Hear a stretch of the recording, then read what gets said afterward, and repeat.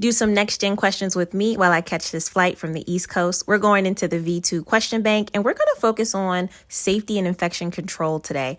First question coming up is number 1. The nurse is caring for a client with rabies. Identify the mode of transmission of this disease. Is it airborne, droplet, contact, or sexual?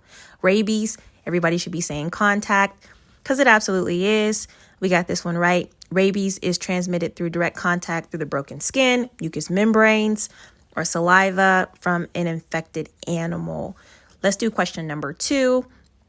It is about hepatitis B. An infection can be transmitted through having sex with an infected partner, eating contaminated food, a bite from a mosquito, or touching surfaces.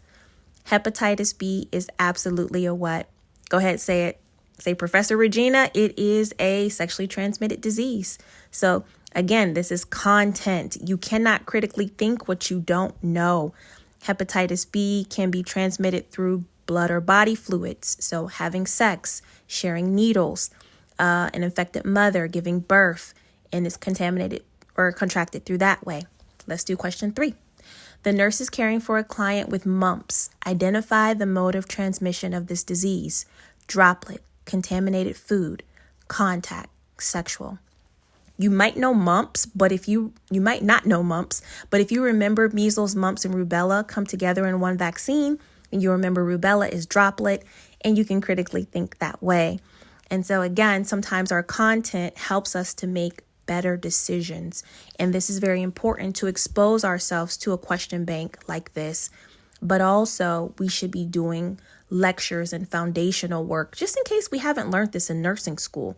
That's why I'm suggesting my NCLEX review to help you have the combinations of both. So how did we do today with our 3 questions? Of course, we got all 3 right, 100%, no partial credit needed. But if you are in the Q Bank, you know that there's over 2,000 questions and you can get partial credit, which is helpful. But again, the bread and butter of my NCLEX review are the lectures that help review that content. So let's check out substance abuse.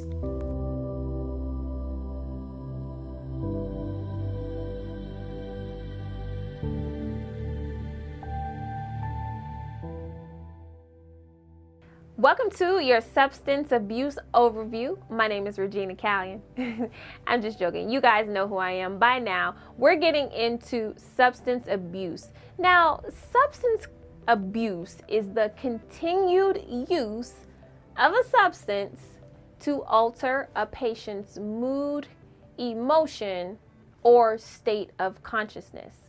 And that it's not medically necessary for the client to take that substance. They're taking it out of a habitual habit. Substance abuse can be chronic, and addiction is considered a mental illness.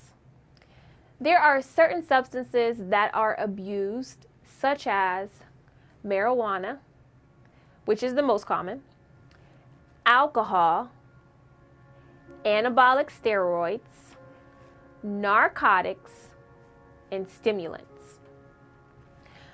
Out of the list that I gave, I want to focus on 2 forms of substance abuse that NCLEX likes to hone in on. The first one is alcoholism.